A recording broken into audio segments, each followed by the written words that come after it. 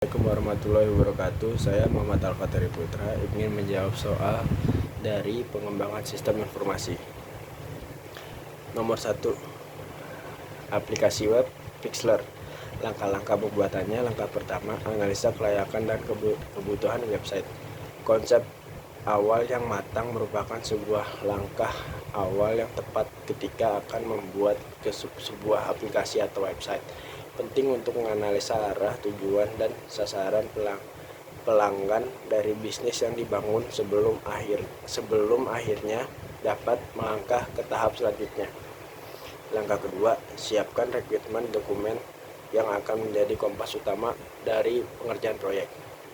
Langkah berikutnya untuk menentukan persyaratan atau requirement. Percaya analisis yang tepat harus terdiri dari wawancara dengan end user dan pihak yang terkait oleh sistem aplikasi web baru. Selain itu, tinjauan menyeluruh dan pemahaman yang mendalam tentang dokumen penggunaan, aturan bisnis, serta proses adalah kunci untuk menentukan fitur dan fungsionalitas yang akurat dan diperlukan.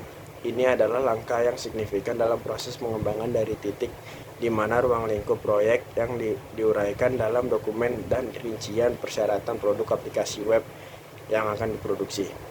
Langkah ketiga, gunakan best practice. Di sini menggunakan metode agile. Metode agile adalah metode yang umum dilakukan di proyek pembuatan aplikasi web. Keunggulan metode agile bahkan diakui oleh Harvard Business Review dan McKinsey & Company. Langkah keempat, pastikan desain Anda fungsional dan user friendly. Dalam tahap desain, software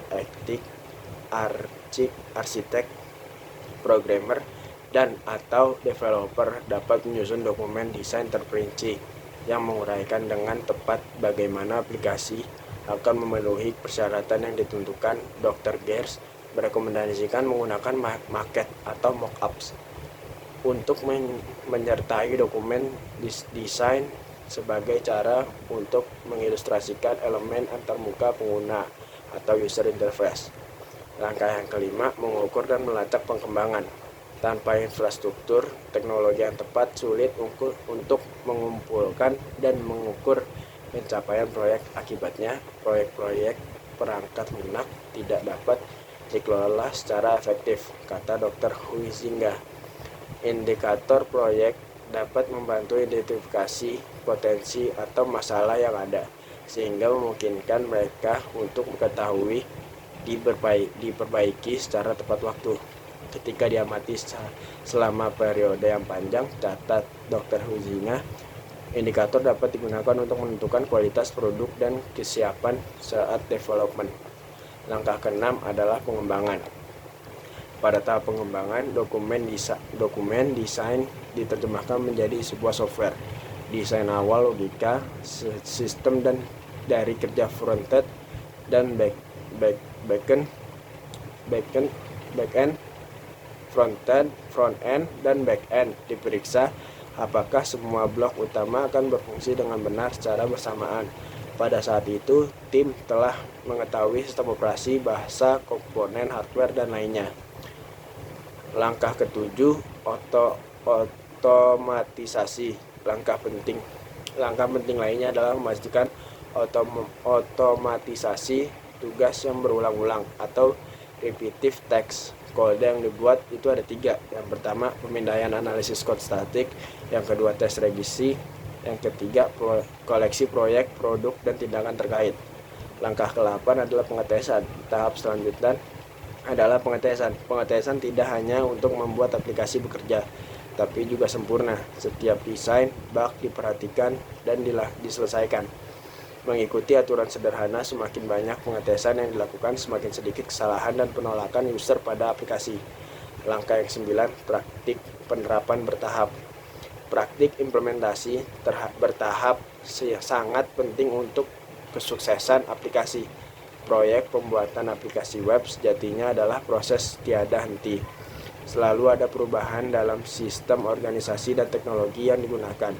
Memiliki pendekatan yang sistematis untuk menghadapi perubahan yang pasti sangat diperlukan. Nomor 2, Sebuah perusahaan yang contoh implementasi. Sebuah perusahaan yang bergerak pada bidang batubara, PT Internusa Tambang, melakukan pelatihan khusus kepada seluruh karyawan. Pelatihan tersebut meliputi penginput data ekspor-impor barang agar perusahaan tersebut dapat mengoptimalkan penggunaan komputerisasi.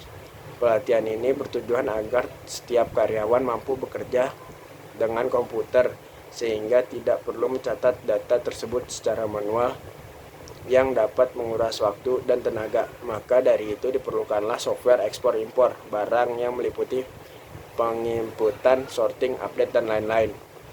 Ada A. Persiapan tempat itu terdiri dari 2. Perencanaan fisik dan fasilitas. Yang B. Pelatihan personel dilakukan untuk meningkatkan keterampilan dan kemampuan personel serta memudahkan penerimaan mereka terhadap sistem baru. Kelompok-kelompok diberikan antara lain itu ada 4. Personel teknis, pegawai, manajer umum, dan orang luar perusahaan. Yang C. Program pelatihan. Pelatihan dapat dilakukan secara tutorial atau di kelas, meliputi ada 3 nih.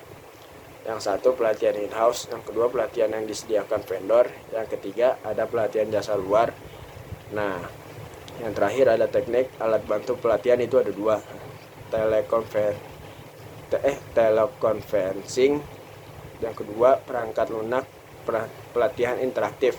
Nah, perangkat lunak ini terbagi menjadi beberapa macam. Yang satu computer based training atau CBT, yang kedua audio based training, yang ketiga video based training, yang keempat ada video optical disc.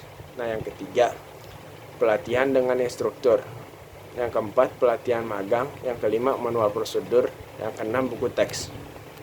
Nah, selanjutnya ada prosedur untuk peningkatan mentability. Itu ada beberapa macam. Yang pertama menerapkan SDLC dan SWDLC. Yang kedua menspesifikasi definisi data standar. Yang ketiga menggunakan bahasa pemrograman standar. Yang keempat ada merancang modul-modul yang terstruktur dengan baik. Yang kelima mempekerjakan modul yang dapat digunakan kembali. Yang keenam mempersiapkan dokumentasi yang jelas, terbaru, dan komprehensif. Yang ketujuh menginstal perangkat lunak, dokumentasi, dan soal-soal tes di dalam Sendra. Yang nomor 4 nih, perbedaan antara real time processing dengan online processing. Real time processing adalah real time systems atau sistem real time adalah mekanisme pengontrolan perekaman data, pemrosesan yang sangat cepat sehingga output yang dihasilkan dapat diterima dalam waktu yang relatif sama.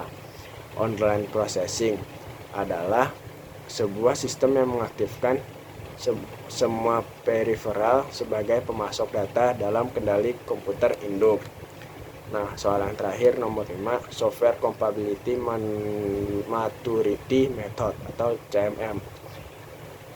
CMM awalnya ditunjukkan sebagai suatu alat untuk secara objektif menilai kemampuan kontraktor pemerintah untuk menangani proyek perangkat lunak yang diberikan.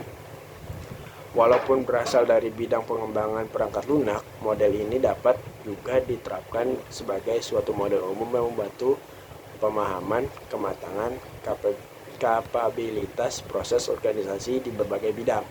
Misalnya, rekayasa perangkat lunak, rekayasa sistem, manajemen proyek, manajemen risiko, teknologi informasi, serta manajemen sumber daya manusia. Sekian dari saya, Muhammad Afat Heri Putra. Kurang lebihnya mohon maaf. Wassalamualaikum warahmatullahi wabarakatuh.